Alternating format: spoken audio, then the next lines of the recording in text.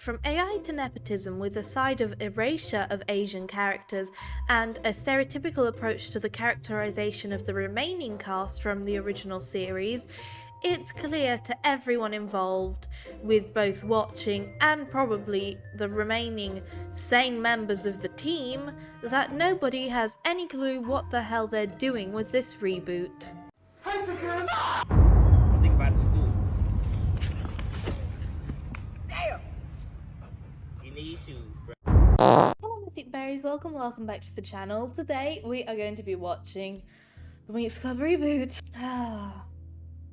After those trailers and all the AI stuff, I'm scared. But to be honest, I won't be surprised if it's horrible because you saw my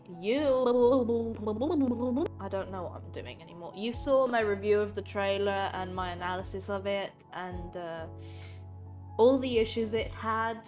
Someone even said not to compare it to the original, as if it wasn't tied to the Winx Club name. Like, how do you not want me to compare it to the original when they're literally using the original just for clout for this new series, if you can even call it that. But either way, I'm excited to watch. I hope you are as well. Please consider checking out my Patreon if you want early access to all my content. Otherwise, let's go. That's weird. What? That's weird. Why would they do this? Why would they do that to the intro song? If you have the time to remake an entire song for the same transformation, think you had enough time to make a non-remix disco version of the original intro? Considering we've been waiting for it for so long, that's just weird. I'm trying not to show too much because I don't want this video taken down. Rainbow, please. I think a more remix-friendly intro to Winx is the 4Kids version. Close your eyes and open your heart. Because it already kind of sounded quite poppy as well.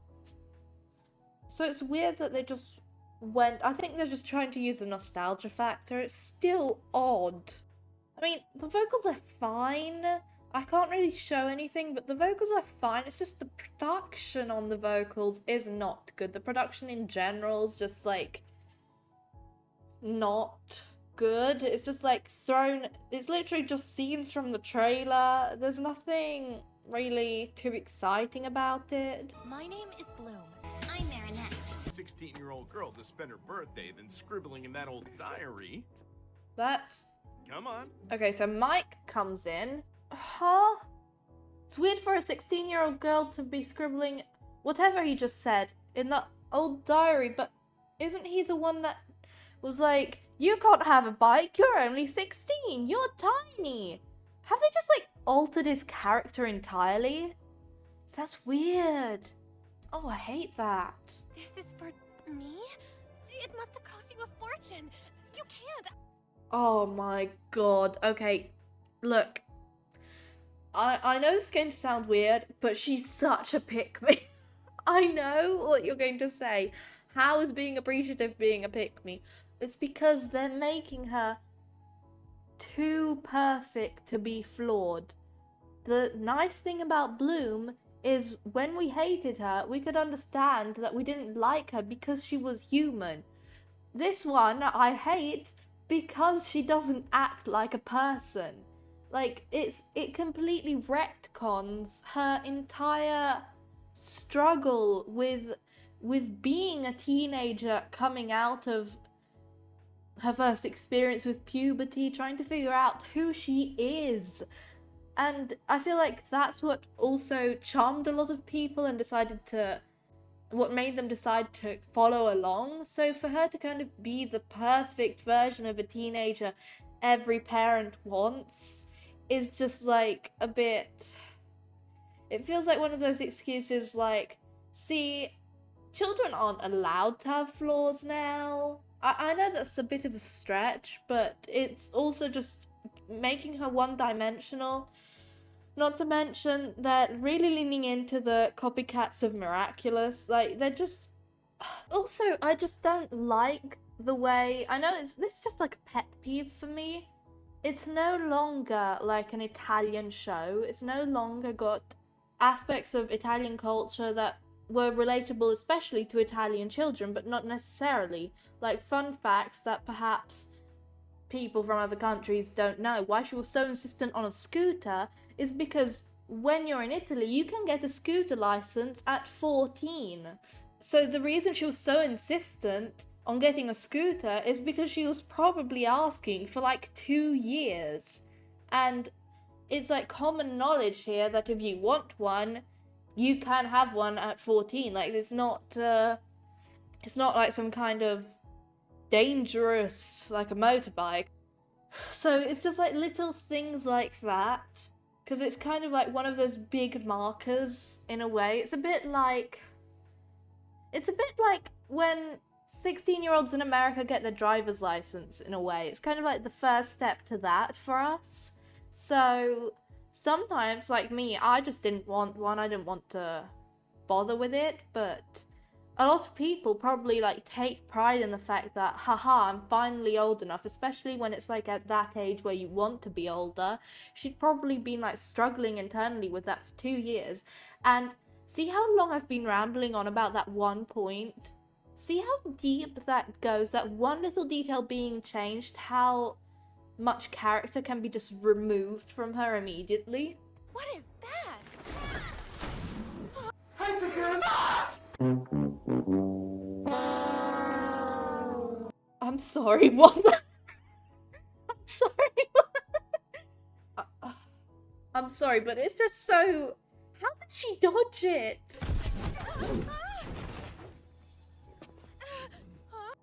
So they just, like, appeared. So they fought it. Disappeared. Then reappeared, picked her up, put her on a tree. But the question is, how far was that flipping tree? Nice to meet Because you. it's suddenly nighttime. Not only is it nighttime, you could say, oh, the sun was already going down. That implies that they'd had to have been flying far enough away for the monster to not be there, but you can still hear him in the background.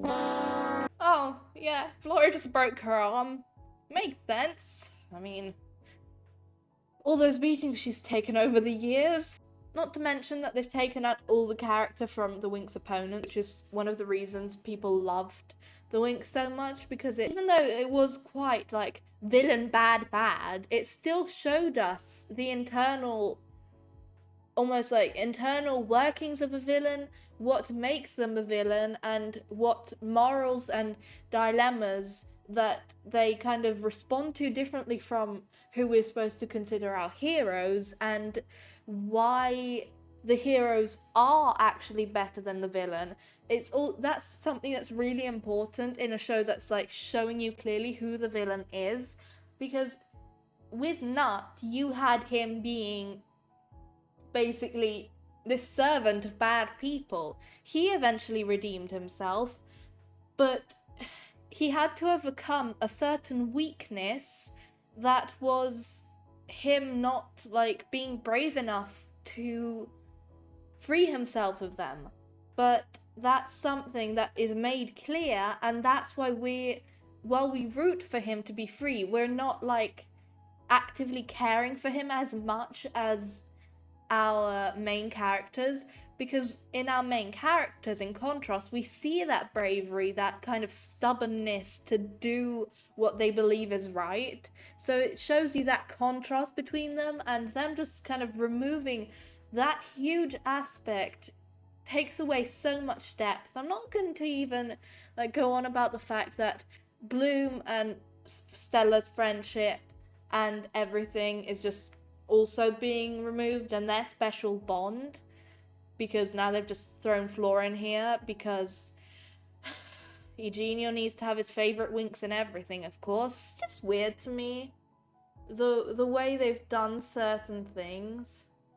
Because it's also the fact that Bloom is less Bloom, if that makes sense. She's not as decisive. That's one of her main character traits, and how she ended up being the leader. She fell into the position naturally. she's just the most kind of forward in terms of like just act before you speak, kind of. Like most of the other girls kind of speak, they think, speak, then act, sometimes in another order, but Bloom is literally just act before you speak, and then you think afterwards. And that's also something that gets them in trouble a lot, but in a way, it shows you that mischievousness of her being, well, a teen, fresh in a new world, etc. And in a way, having the other girls not being like that also helps, because if you notice then, in moments when Bloom isn't around, people immediately fall back on people like, especially to me, it's always seemed like they fell back on Stella, because everyone always seems to forget that she's a year older than the other girls, so she's already slightly more mature. Like, there's a whole leap between 16 and 17. So, she's going to be kind of the second one. She's also been brought up, she has the scepter, she has all that. And then, obviously, there's Aisha or Layla, the two princesses who kind of have that almost ingrained in them, that leadership role. It makes sense. But here, it's kind of like Bloom's just being swept along. Like, first it's her parents telling her to test out the bike, when before she went to the park to clear her head out of her own decision after her encounter with Mitzi. And she's also kind of not stumbled upon them in the way that she did before. Like, she stood up for Stella when Stella was in trouble, even without a clear plan, simply because... And she also trusted Kiko very easily, in terms of, like, him telling her where the threat was, her following him. And it showed us two things immediately. She trusts Kiko, so she's very trusting, and sometimes that can cause her to be naive, as we see later on, so it's kind of hinted at, but not fully confirmed yet. So it's something to build upon, which here we don't have. We just have, she's the perfect child who now suddenly gets everything she wants, basically. But we also don't know that she's always wanted to be a fairy, of course, because she gets her powers randomly and immediately, so there's nothing about her dreams and her hopes and her goals, which also, again, makes her less than one-dimensional now. But it also then shows us her initiative, her, like, drive to do stuff. So it shows us two traits that can be both good and bad at the same time, and immediately puts us in a position to appreciate her without thinking of her as too perfect and the ideal hero in the story. I got ready to leave for magic. So, let me get this straight. She lied to her parents. So she's supposed to be so perfect, and she's just telling us this like it's already happened, meaning she's already there, and we basically skipped everything that got her into the school in the first place, such as her faking her identity, getting in trouble for it, and then, like, the entire premise being, like, Stella finds her and coincidentally brings her back. Then, being the good friend she is, she kind of suggests a plan, and it shows us Stella's mischievousness as well. It adds character to Stella to see, like, the way she is treated, like the way we see Griselda interact with her. So it shows us that she's a troublemaker, that she's that she was born with a silver spoon in her mouth, but at the end of the day, even though she does let it get to her head sometimes, she still can be level-headed when she needs to be. And it also shows us the fact that she can be quite clumsy, such as revealing Bloom's identity accidentally. So Faragonda looks into Bloom afterwards, and that's how basically the entire Domino Bloom plot starts, at least in the background, when Bloom starts seeing visions of Daphne and blah blah blah blah blah. So, like, the entire timeline is basically changed simply by not having Bloom and Stella alone. Just all wrong. Now I'm here at the Althea School for Fairies. So here's the thing, right? Like, now I'm here, so we're in theory in the present, but then we just saw her kind of walk away with Stella and Flora. So they were obviously going to be traveling together. Then she arrives, Over here, Blue. and Stella and Flora wave at her like they'd been there already. Oh my gosh, spider on my wall. Oh my gosh, oh my gosh, oh my gosh, oh my gosh, oh my gosh. Oh my gosh, oh my gosh, oh my gosh. I'm the fairy of the sun and moon. Finally, one thing they've done right. Sun and moon. So where's your, like, moonification of your attire? They say she's the sun and moon, but I feel like they're already falling into the trap of what people did in the beginning, where they wanted her to be sun and moon, but they prioritized her sun side so much in her personality and her styling that it kind of just overpowered it. Aisha, Fairy of Waves. You'll see my name on the food in the fridge. I think about it, just do it. Damn! You need shoes, bro. What the fuck is Aisha doing? I'm so sorry, I shouldn't swear, I'm so sorry. No momentum, nothing, they're trying to make their personality shine through by being stereotypical. Stella? Hi. Who the hell is this bitch? She wants to see you in her office. Bye. Who the fluff? Her? She's Robin, Faragonda's assistant. Flip happened to Griffin? I mean, not Griffin, Griselda. Now I'm getting flashbacks of Griffin. Oh gosh, purple Griffin. Sorry, is that racist towards purple people? You can't blame me though, I mean, look at her. She's snatched though. Who's Faragonda? Who's Faragonda? You're going to this school and you don't even know who the principal is. Brilliant start. Do you two girls have any idea how many rules you broke with your escapade? No, please enlighten us. Oh, illustrious headmistress that thinks she's better than everyone else. Traveling to Earth without clearance, using magic in a non-magic realm.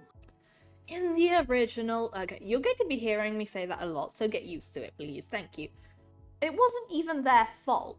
Sorry, her fault, because Flora wasn't there, and I'm not going to pretend she actually is relevant here. I'm sorry, Season 1 Flora just wasn't relevant to basically anything. Anyway, it wasn't Stella's fault. She was traveling between dimensions, which wasn't wrong and illegal, because she wasn't, like, traveling from school to and from school grounds. Like, I don't see what the problem is. She was just traveling, and she happened to have to land on Earth because of Nut and his minions. This is weird. So the school year had already started and they just decided to leave for whatever reason and go to Earth spontaneously, which makes Faragonda correct, but I don't understand why it's specifically wrong for them to, like, leave the magic dimension. Like, obviously it's wrong for them to leave, full stop, but why specifically? Like, I just don't... The frame is just not fitting. It's like a puzzle piece that kind of half fits, but then those two pieces together don't fit in the rest of the puzzle. And maybe trying to make it... What the flip was that animation? But now they're trying to make Bloom seem less of a pick-me by literally stating that Stella is a pick-me that wants everyone to like her. I mean, it's fine if you want people to like you, but they're trying to make her seem, like, obnoxious about it simply for us to forget how, like, they want us to think Bloom is so... Oh my gosh, did I just do that? No, please tell me I didn't just do that. Take it out, editor. Take it out. Take it out. I hate you. Mosquito! Mosquito! Mosquito! Stupida fottuta zanzara di merda, vaffanculo, stronza del cazzo. Don't translate what I just said. It's bad. I wanted you both expelled, but I'll have to settle for detention and cleaning duty. Griffin's head doesn't fit on her body. Because, like, if it was from neck down, I'd low-key be simping. By the way, has anyone else seen what they did to Diaspro?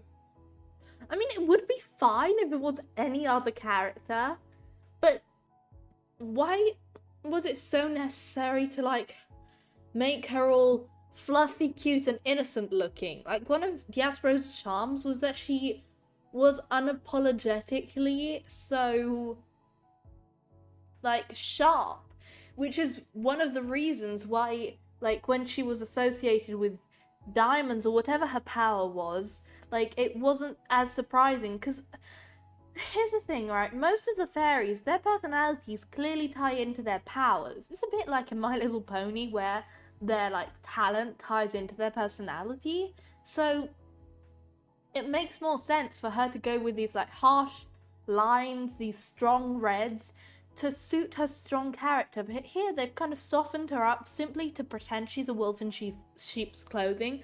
They're also doing that really weirdly, because half of this episode alone is literally, you can't understand a thing if you haven't already watched Winx Club before. So if you've seen nothing Winx and you were to watch this, you'd have zero clue what was happening. So for them to bank on people having watched the Winx before and then try to pretend Diaspro isn't, like, a character we're supposed to hate is just stupid. Why did it have to be Diaspro? Like, why couldn't they have...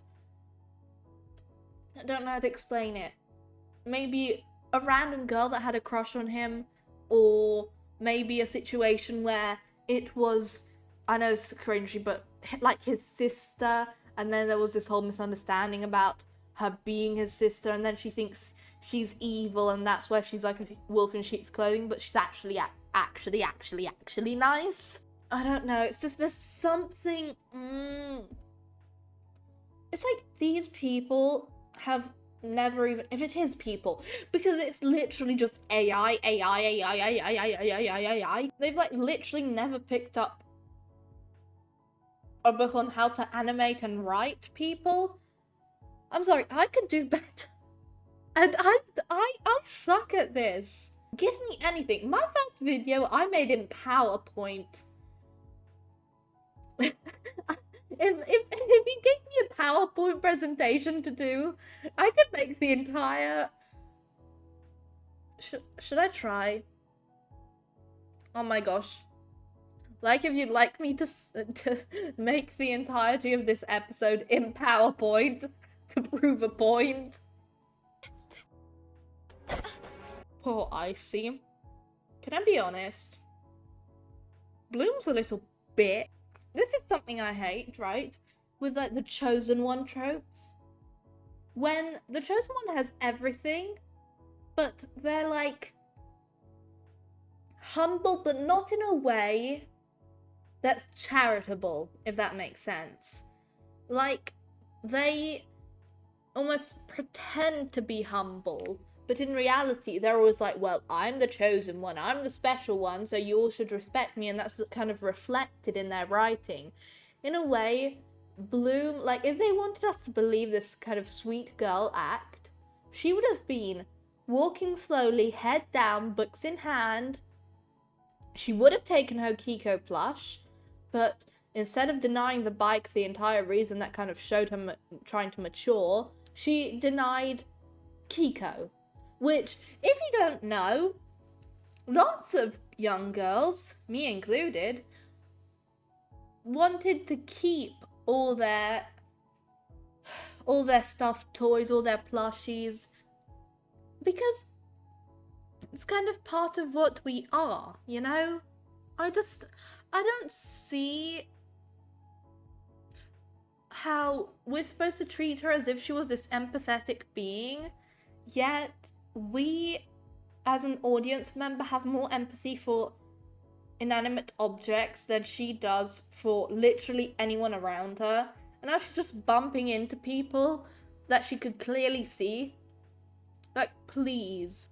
I know a lot of people kind of are confused why Bloom is hated by Icy immediately, but if this random girl bumped into me and just stood there staring at me like it was my fault, if I had ice powers, she'd be a popsicle.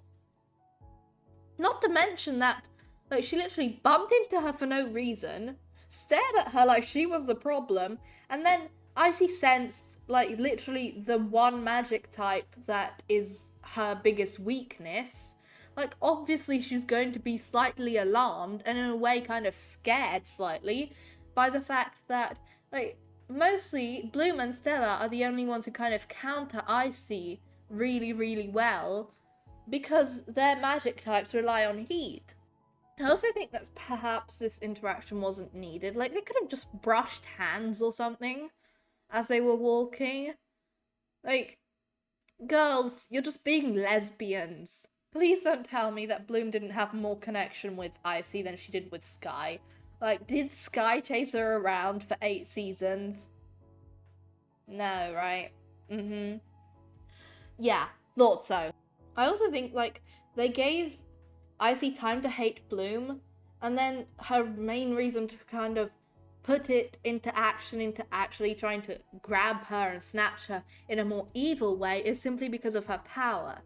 Like, Icy was always shown to be kind of slightly malicious and petty, but then when she actually had a reason, that's when she went full on evil. Stormy is right.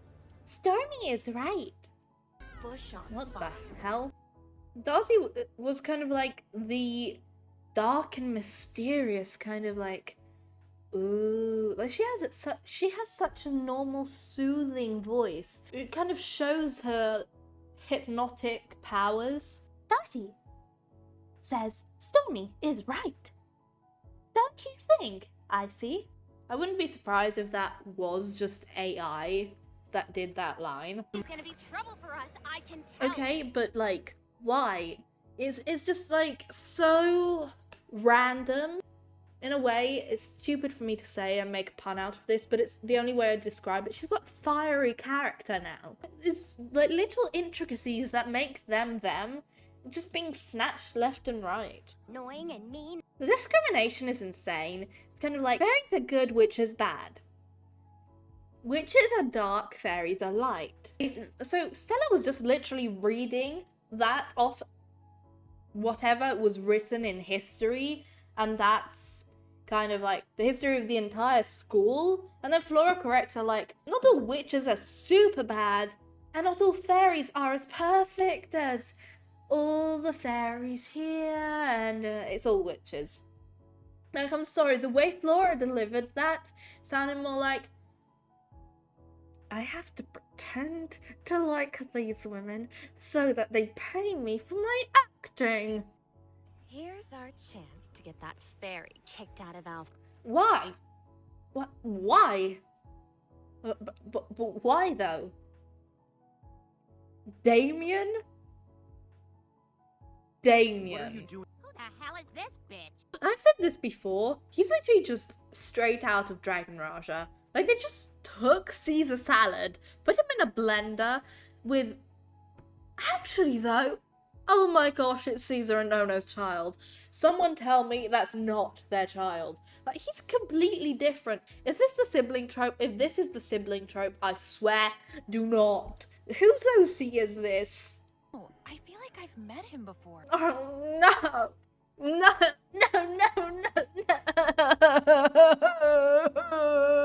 This is your brain when you're struggling to focus.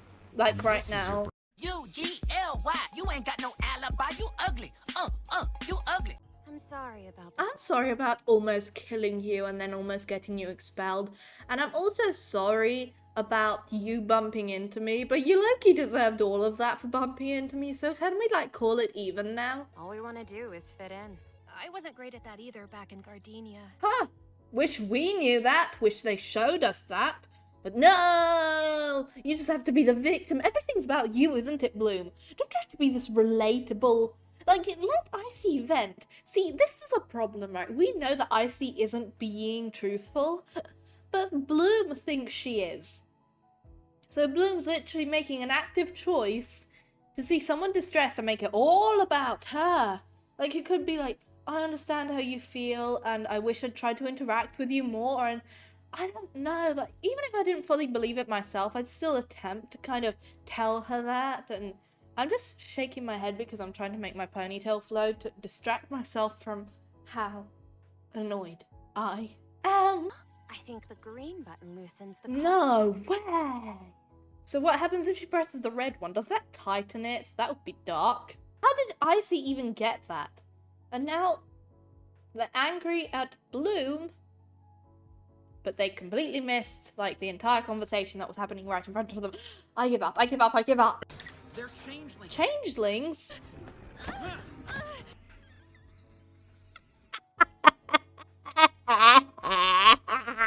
I was laughing actually, and then I just went into my goofy laugh and I couldn't come out of it. I just couldn't come out of it.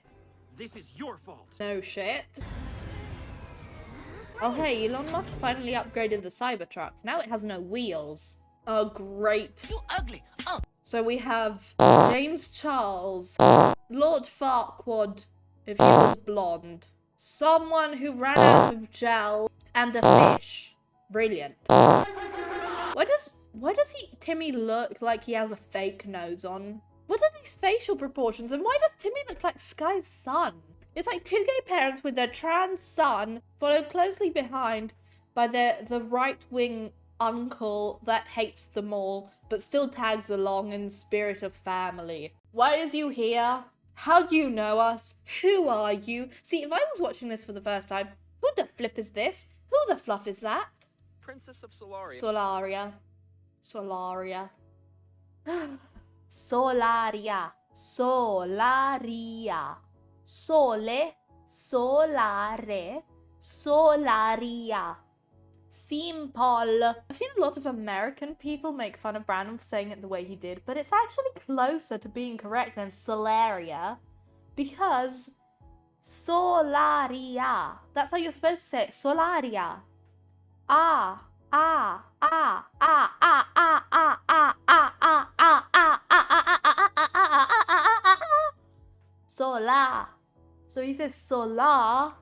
Solaria is better than Solaria, because at least that's an ah sound. It's just funny to me how an Italian cartoon is being corrected by Americans on an Italian deriving word. You've been here. Oh, boogers. Why the flip was that walking animation so weird? And 3 days? Why do they keep hitting Damien? That should be Flora. What the hell? Is he taking all her hits this season? Honey, you've got a big storm coming. Get wrecked. Oh no, the specialists are useless. Who expected that? Oh hey, it's the nepotism song. You can't tell me there weren't better singers than a 13-year-old. I'm sorry, they just used her daddy's name like it's no secret. The song's fine, but it's an intro or outro song. There's no way any normal person would have chosen this song for a transformation. It's not nearly like sparkly, mystical, and magical enough. Like, why didn't they just swap the intro and this song? That would have made more sense, to be honest. I also can't stand children, so there's that, but this isn't about children, it's about nepotism. She is a good singer. I just think a 13-year-old should not have been picked to do something that would have impacted so many other children's lives. And in her interview, she says something like, when I was little, I used to love the show. Girl, you're 13, you're little. Like, I don't understand this whole wanting to grow up suddenly. Like, you're allowed to be a child. There's so much responsibility placed on her that she's going to get so much hate for this. You don't realize that I'm not saying this simply because I don't like the idea of, like, some people working their butts off and then just the daughter of a good singer getting it. It's also because she's just going to get hate for it when it's so obvious to literally everyone that they're simply using her for her name and not because they actually care about what happens to her or her future. Like, if she's passionate about it, great, but you can't tell me that she really deserved this as much as some people who perhaps worked even harder than her. Like, if she's been practicing for years probably, but how many people probably auditioned for this and then the moment she said her last name and who her father was, did they just choose her? I don't think, like, an experienced singer would have lost to a child. That's all I'm going to say, because I don't want to, like, hate on a child, because I'm trying to, like, prevent that from happening. So I'm just saying, you know, if you don't like the song, don't hate on her. I'm just also saying that nepotism culture in general shouldn't really be something that's so easily overlooked. We should definitely call it out, but not send hate to the people who are also, the children who are also in a way suffering from the nepotism they're kind of born into, because some of them may not even want to do what their parents are kind of making them do simply because they're their children and famous because of it, you know? Like, some children just want a normal childhood. So nepotism goes both ways for the people whose opportunities are being taken away, as well as the opportunity for these children to live a normal life. And I think that's a topic that's kind of taboo, because then they just call you a hater because you're like jealous of people getting more opportunities than you. And sure, jealousy is a natural human emotion, and I'm sure you'd be jealous too if you were like training for years because you were actually passionate about it, and someone who simply had the last name of a famous singer got the part instead of you. And well, she sounds good, like it's in no way Ariana Grande levels, and that's fine. And now they're deciding to show us Bloom being impulsive, yeah, so they literally just retconned her entire character from the beginning, which is funny to me because this is something AI does, where it just forgets.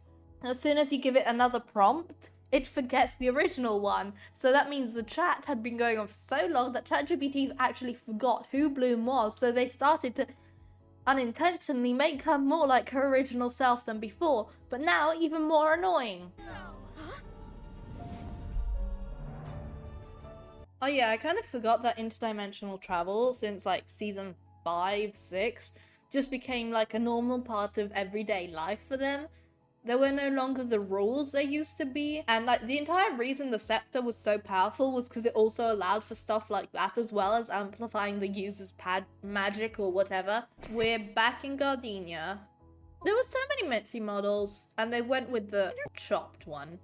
So you tell me there are raging bulls in the school and no one's hearing them? Why is this part from the teaser trailer like weirdly not as good? This scene was fine as it was, like just swap the models out, have them do the same movement. Like, why was it so... The budget really dropped, you can tell. Oh, yeah, there she goes. That's the Flora I know. I also find it really funny how everyone had such a problem with whitewashing in season 8. But no one has a problem with this. I get that the lighting isn't great, but I don't think anyone's skin color changes, like, hues in the light. No part of her is the same skin tone as it was originally. I don't exactly know how to explain it, but it's like the transformation literally took all her melanin. How is this episode 1? This is all episode 1. And I've been rambling for an hour and 2 minutes now. Why did the scepter have to become a wand? Like, it makes sense that she can do this, but why did it have to be a wand? Like, it's ugly. Oh, hey, we're back in Althea. Great. Bloom, no. Bad Bloom. How come Roxy's dog listens more? Why do you keep trying to be the hero? Give up. Ugh, I can't stand her. Tell me why. What's the reason for your hatred? Tell me why. Is Timmy disassociating from the fight? I don't know what to say anymore. This is gonna be hell to edit. Do I really have to say anything else at the end of it? It's just like, was it well paced? No. Was it good and true to what everything Winx stands for, everything it is, was, and I guess now it won't be anymore? No. Does it feel like Winx? No. Is there anything reminiscent of it except for the character names? No. Do the characters even feel and act the same? No. Like, there's nothing for me to add on to this. You saw all this in the 1 hour and 5 minutes I rambled on, so I think that's enough. But anyways, I hope you enjoyed today's video. Thank you so much for watching and being with me today. If you enjoyed and would like to see things early, once again, please consider checking out my Patreon. And make sure to like, comment, subscribe, the usual YouTube stuff. And I'll see you next time. Thank you so much. I love you, berries. Goodbye. I hope you had as much fun as me today. Same time tomorrow. If you enjoyed, you might also like these.